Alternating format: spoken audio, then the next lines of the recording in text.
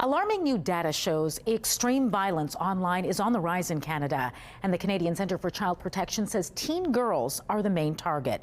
Joining me now to talk more about those findings is Jacques Marcoux, the Centre's Director of Research and Analytics. Jacques, good to speak with you. Thanks for having me. First, can you tell us what kind of violence we're talking about here and how does it happen? Right, so this is a bit distinct from the usual online sexual exploitation that we encounter. This is, it's some of that, but it's also then layered on with some violent acts. So we see offenders who will connect primarily with young girls, and they will coerce them into forms of self-harm. It could be things like cutting themselves. It could be things like disordered eating. In some cases, it could be coercion and trying to entice them to hurt someone else, maybe a sibling or even a pet in their house. So we've seen this creep up in our reports over the past couple of years, and this report here that we put out was just to raise the alarm. Just how common is it becoming? What are you seeing? So we have seen about a doubling year over year. In total, we've had about 130 cases over the past 3.5 years. Last year, or this year's number, the one that numbers for 2025 are a doubling over the numbers we have for 2024.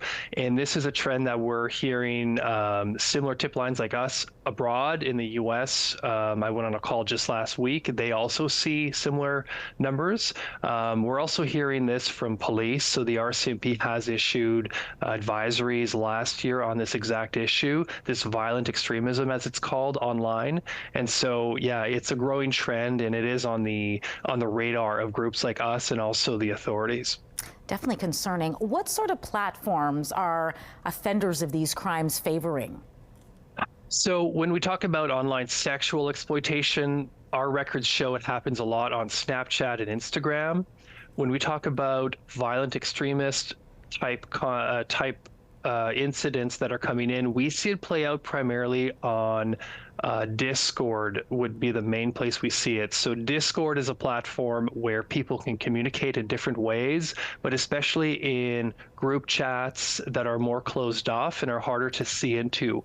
And so the vast majority of our reports, and again, this is mirrored by reports we hear from other groups, tends to be on the Discord platform. Are there warning signs parents can watch out for? That's a tough one, and it's probably similar warning signs that we would see with other forms of online exploitation.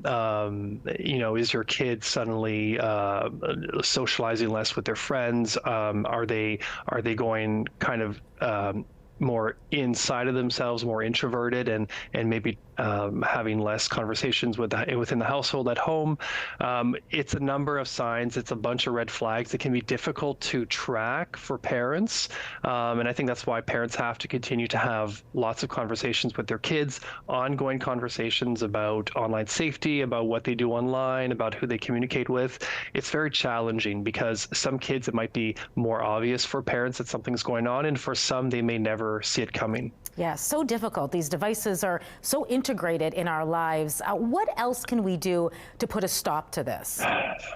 Well, we talk a lot about parental responsibility and end user responsibility. The reality is that the people who do these things to kids, they're really good at it. So offenders exchange tactics in groups that we see online.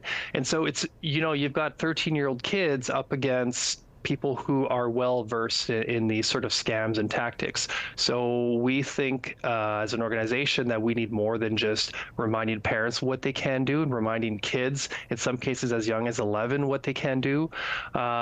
We think that there's a need for online legislation in Canada. There's been a lot of conversation about that over the past week. In Australia and a lot of countries are talking about the need to bring in more stringent regulations for tech companies who want to put products and services in the hands of our kids. We think there should be some pretty strict guidelines in terms of what those services allow kids to do online and what it allows potentially strangers to do online as well when they reach out and communicate with your kids.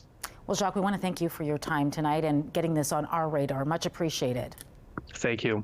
If you think your child or a youth you know is being targeted or exploited, you can always report it to cybertip.ca, and you should also call police.